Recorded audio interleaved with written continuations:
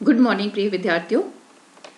आज जो हमारा टॉपिक है पहले वाले कंटिन्यूएशन में ही कि सामाजिक स्तरीकरण, अर्थ, स्वरूप और सिद्धांत।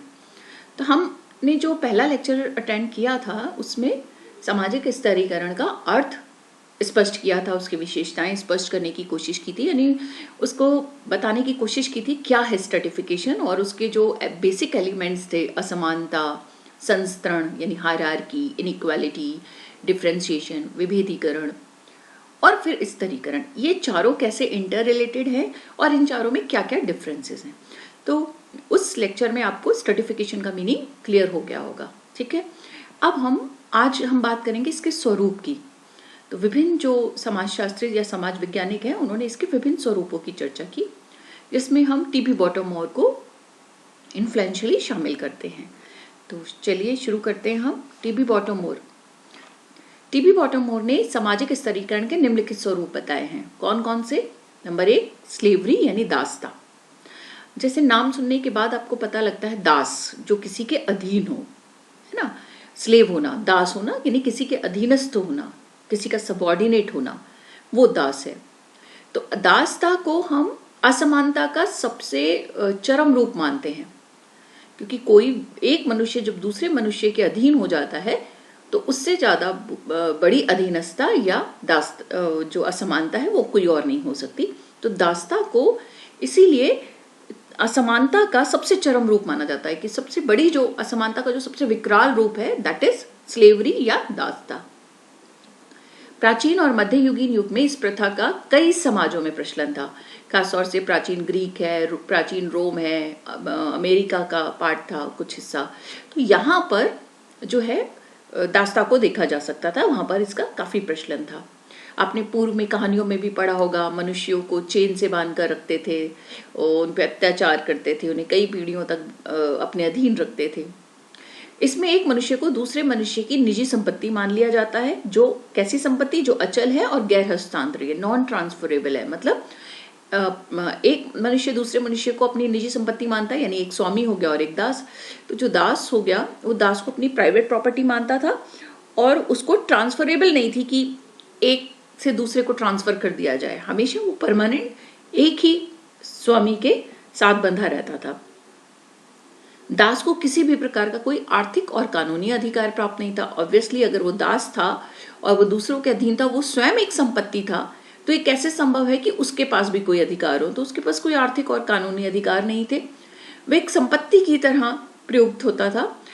लोकतांत्रिक व्यवस्था की स्थापना के बाद हाँ, ये कह सकते हैं कि इस तरह का स्तरीकरण देखने को नहीं मिलता, यानी दासता की समाप्ति की बात हम कर सकते हैं जब लोकतांत्रिक डेमोक्रेटिक सिस्टम आ गया। क्यों? क्योंकि डेमोक्रेसी का मतलब है जनता का, जनता द्वारा जनता के लिए शासन। तो एवरीबडी इज फ्री, है ना, सबको मनुष्य को मानव होने के राइट मिल गए, नागरिक होने के राइट मिल गए, तो फिर दासता की समाप्ति की बात हम कर सकते हैं। हॉबहाउस का मत है कि स्वामी जो कि दास प्रथा का प्रभुत्वशाली वर्ग है, एक दास है और एक स्वामी है। तो दास तो अधीन हो गया और स्वामी जो प्रभुत्वशाली वर्ग है कुछ अर्थों में दास को ठीक उसी प्रकार से संरक्षण देता था जैसा कि पशुओं का स्वामी पशुओं का संरक्षण करता है। यानी दासता के समय में दास की स्थिति जो थी वो पशुओं के समान थी। जैसे पशुओं को वो अपने संरक्षण में रखता है, उसे अपनी निजी संपत्ति मानता है, उस पर किसी और का कोई अधिकार नहीं होता, उस पर खुद का भी, उस दास का अपने ऊपर खुद भी अधिकार नहीं होता, उसको कोई राइट नहीं मिलता। सेम दासता में उस दास की स्थिति थी। तो पहला पॉइंट है दासता, यानी असमानता का या स्तरीकरण का जो एक स्वरूप है, एक चरम रूप है, वो है दासता, स्लेवरी। तो इस दासता भी समाज में स्तरीकरण का एक आधार बना, एक स्वामी और एक दास। फिर जागीर, एस्टेट, मध्ययुगीन यूरोप में स्तरीकरण का एक मुख्य स्वरूप था। कहां पर? मध्ययुगीन यूरोप में, जो भूमि वितरण पर आधारित था। यह एक राजनीतिक इकाई है क्योंकि जागीरदार शासक वर्ग का भाग था। पॉलिटिकल यूनिट क्यों है कि क्योंकि जो ये जागीरदार यानी जागीर का जो मालिक होता था वो शासक वर्ग का हिस्सा था, यानी वो शासक वर्ग में शामिल होता था, तो इसलिए वो एक पॉलिटिकल यूनिट भी था। जागीर तत्कालीन सामाजिक व्यवस्था में एक औपचारिक संरचना थी, एक फॉर्मल स्ट्रक्चर होता था। जैसे दासता तो इनफॉर्मल हो गई ना, लेकिन जागीर जो है, जागीर एक बार आपको मैं यहाँ क्लियर कर दूं कि जागीर में और एस्टेट में कंफ्यूज नहीं होना। यहाँ जागीर से मतलब कोई प्रॉपर्टी या संपत्ति उस संदर्भ में नहीं है, लेकिन जागीर को हम एस्टेट की हिंदी जागीर की जाती है। कई जगह कंफ्यूजन होता है, तो आप एस्टेट को एस्टेट भी लिख सकते हैं। तो जागीर जो है या एस्टेट जो है वो तत्कालीन समाज व्यवस्था में एक औपचारिक संरचना थी, फॉर्मल स्ट्रक्चर था, जो दास्ता के समय में नहीं था। दास्ता कैसी थी? इनफॉर्मल स्ट्रक्चर था। यही इन दोनों समाजों के मध्य का अंतर है। यह सामंती समाज का प्रतिनिधित्व करता है, जैसे फ्यूडल सोसाइटी थी उसको रिप्रेजेंट करती है ये एस्टेट सिस्टम, जिसमें सामंत और भूमिहीन कृषक, जिसको हम आर्द्रदास या स्वतंत्र दास कहते हैं इंग्लिश में, सर्व्स, और भूस्वामी या जागीरदार जिसे हम फ्यूडल लॉर्ड्स कहते हैं। ये दो वर्ग तो थे ही थे। इन वर्गों के साथ कौन कौन थे? क्लर्जी यानी धार्मिक गुरु, नोबिलिटी यानी सैनिक, ट्रेडर्स यानी व्यापारी, और कॉमनर्स यानी जन सामान्य। ये वर्ग भी उस समय में मौजूद थे, और यहीं से बंधुआ मजदूरी का जो की अवधारणा है उनका प्रारंभ हम मान सकते हैं कि वो जब उससे कुछ उधार या कुछ कर्जा लेता था तो वो उसके यहाँ तब तक, जब तक वो कर्जा नहीं चुका देता था तब तक उसके यहाँ बॉन्डेड लेबर के रूप में या फोर्स लेबर के रूप में काम करता था। तो बंधुआ मजदूर का जो प्रारंभ हुआ वो भी इसी से माना जा सकता है। तो जागीर भी एक तरह से क्या हुआ? स्तरीकरण का, उच्चता और निम्नता का आधार हुआ। नेक्स्ट है कास्ट। कास्ट तो क्लियर कट है, हम सभी जानते हैं। अब जो पहले के दो कंसेप्ट हैं, दास्ता और एस्टेट, स्लेवरी और एस्टेट, वो कहीं ना कहीं समाप्त हो गए हैं अब जब डेमोक्रेसी आ गई है, लेकिन कास्ट आज भी हमारे बीच में विद्यमान है। तो भारत में जाति व्यवस्था भी सामाजिक स्तरीकरण का एक महत्वपूर्ण और विशिष्ट रूप है, जो प्रतिष्ठा के असमान वितरण पर आधारित है। जाति के आधार पर प्रतिष्ठा का निर्धारण होता है, उच्च जाति, मध्य जाति, निम्न जाति, अस्पृश्य जाति। तो ये जो जातियों का वितरण है ये क्या है? प्रतिष्ठा पर आधारित है। तो जाति जो है समाज में प्रतिष्ठा के आधार पर असमानता उत्पन्न करती है।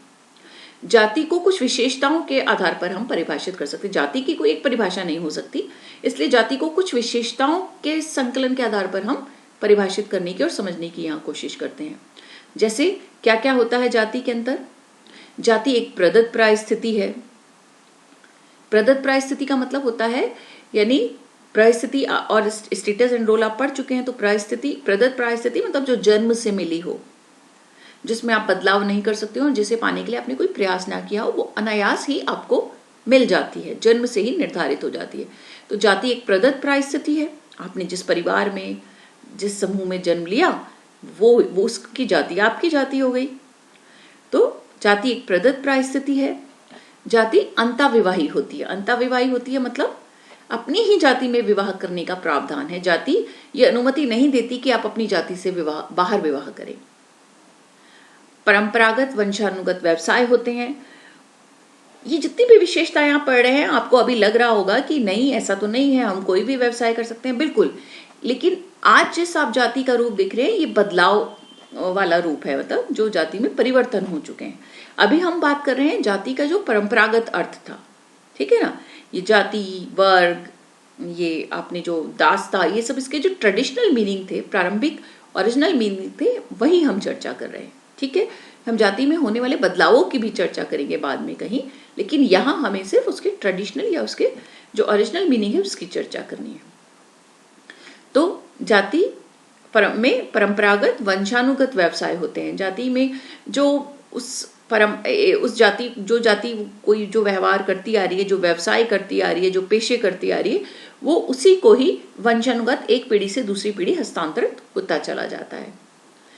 पवित्रता, अपवित्रता सिद्धांत, इसलिए आप देखिए राजा का पुत्र राजा होता था, है ना। ब्राह्मण का जो थे वो पुत्र ब्राह्मण, मतलब ब्राह्मण का कार्य अध्ययन अध्यापन का कार्य ही करते थे। तो परंपरा से जो है वो वंशानुगत रूप से व्यवसायों का हस्तांतरण एक पीढ़ी से दूसरी पीढ़ी होता था। पवित्रता अपवित्रता का सिद्धांत है जाति में। पवित्रता अपवित्रता यानी कब, मतलब क्या चीज पवित्र है और क्या चीज अपवित्र है।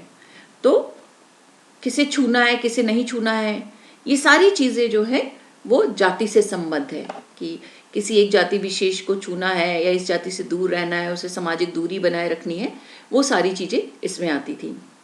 यानी अस्पृश्यता का सिद्धांत, थ्योरी ऑफ अनटचेबिलिटी। सामाजिक दूरी, किन जातियों से सामाजिक दूरी बनानी है, कौन किन को छूना नहीं है, तो वो जो छुआछूत शब्द आप इस्तेमाल करते हैं या पढ़ा होगा पहले किताबों में कभी, अभी छुआछूत की जगह हम अस्पृश्यता या शब्द इस्तेमाल करें तो जो अस्पृश्यता थी, यानी ये जाति स्पृश्य है और यह अस्पृश्य है, वो सारा वो पवित्रता और अपवित्रता को जाति में निर्धारण करता है। लेकिन उसके बाद जब परिवर्तन हुआ तो जाति में इसका निषेध हो गया और इसके खिलाफ संविधान में कानून आ गया। फिर विशेषाधिकार एवं निर्योग्यताओं की उपस्थिति।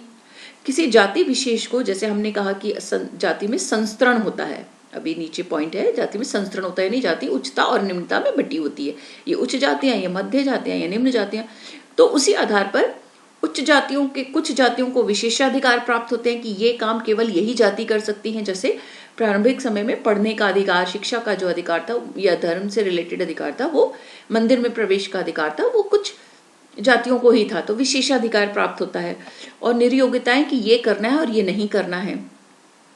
टैबूज बना दिए जाते हैं कि ये जाति ये खा सकती है, ये पी सकती है, ये पहन सकती है, तो खाने पीने, रहने, वस्त्र धारण करने, इन सब में जो थे वो निर्योग्यताएं यानी टैबूज थे कि ये कर सकते हैं और ये ना करने के अधिकार थे।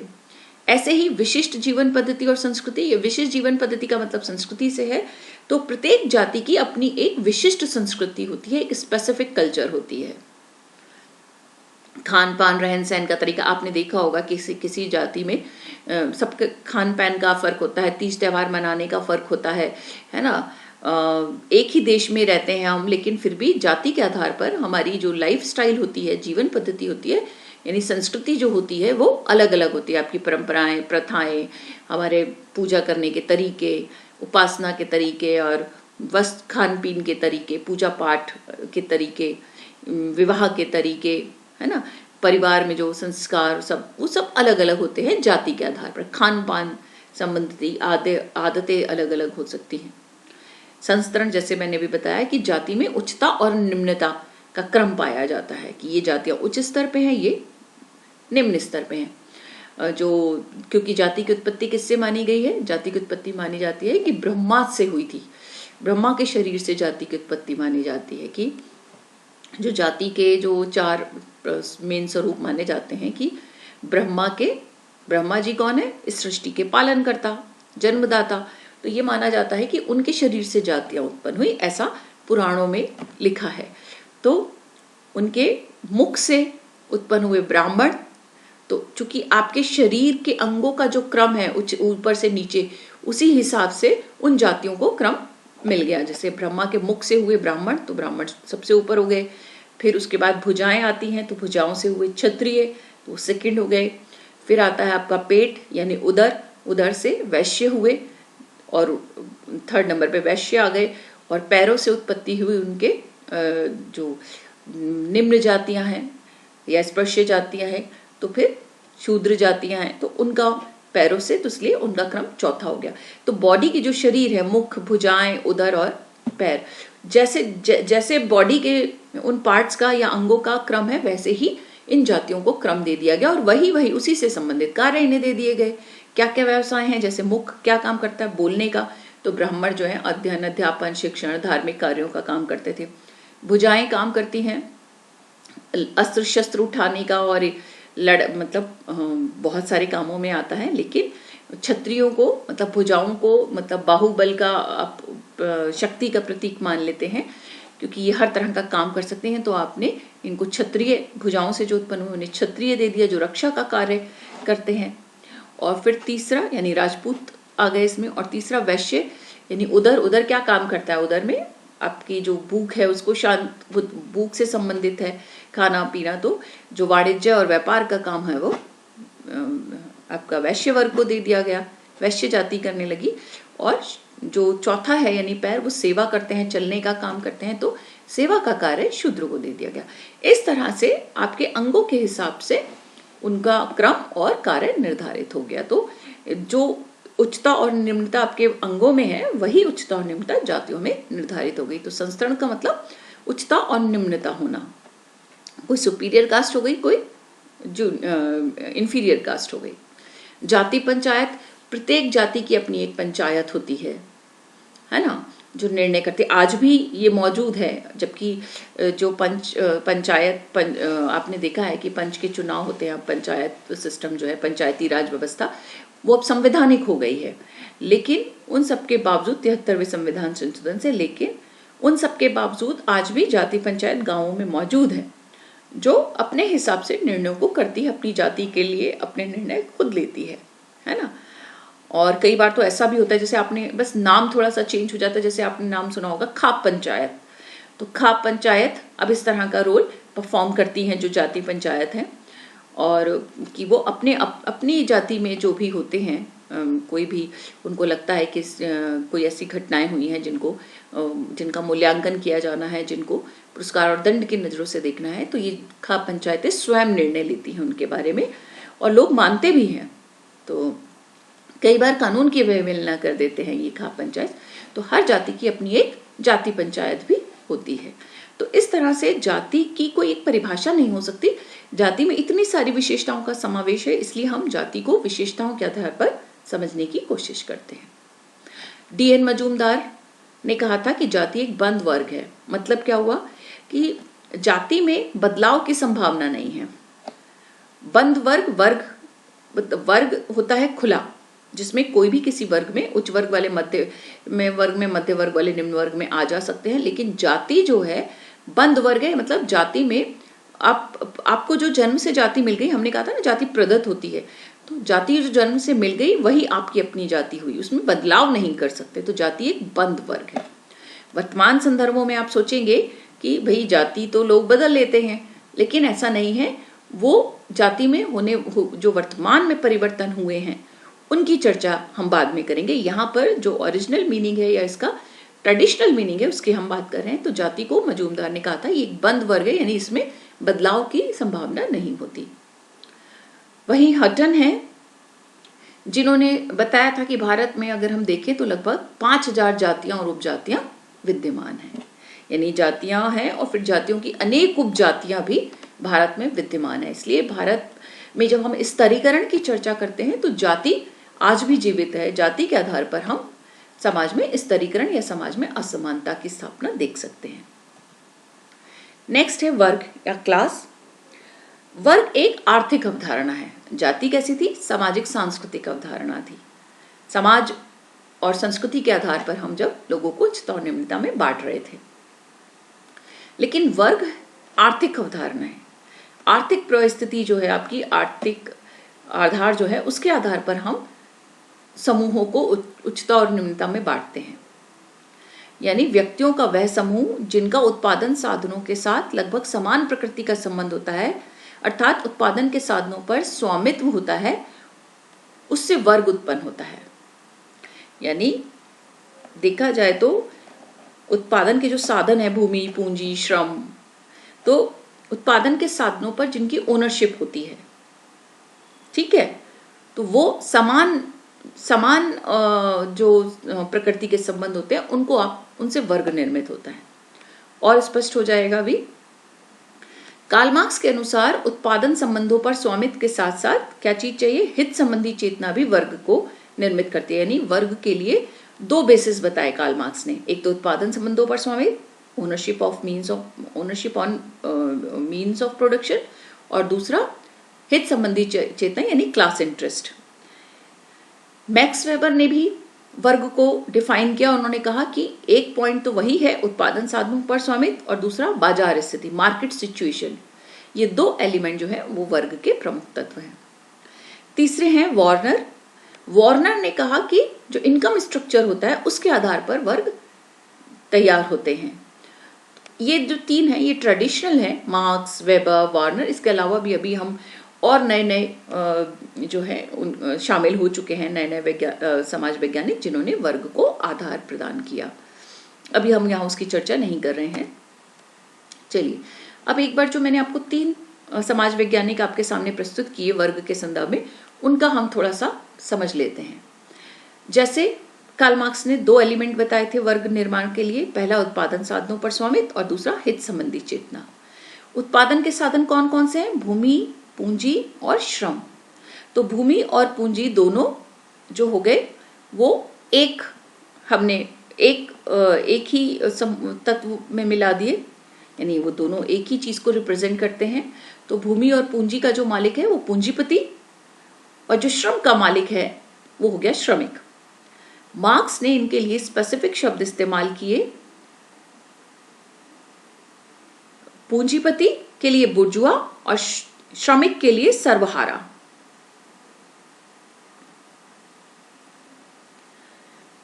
दूसरा है हित संबंधी चेतना, यानी स्वयं में वर्ग और स्वयं के लिए वर्ग।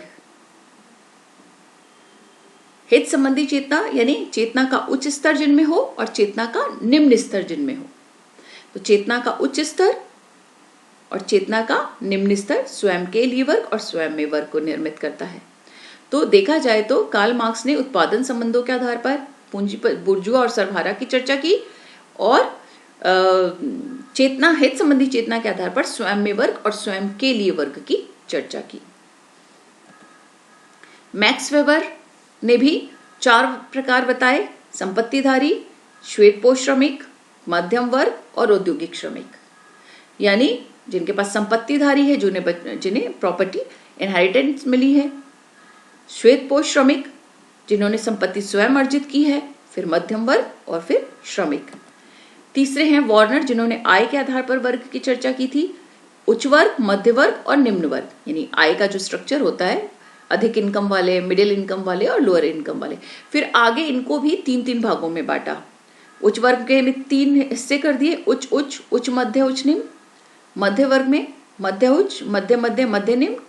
और निम्न वर्ग में निम्न उच्च, निम्न मध्य और निम्न निम्न। ठीक है, तो ये जो है वर्ग के मतलब वर्ग का वर्गीकरण है वार्नर, मार्क्स और वेबर के हिसाब से।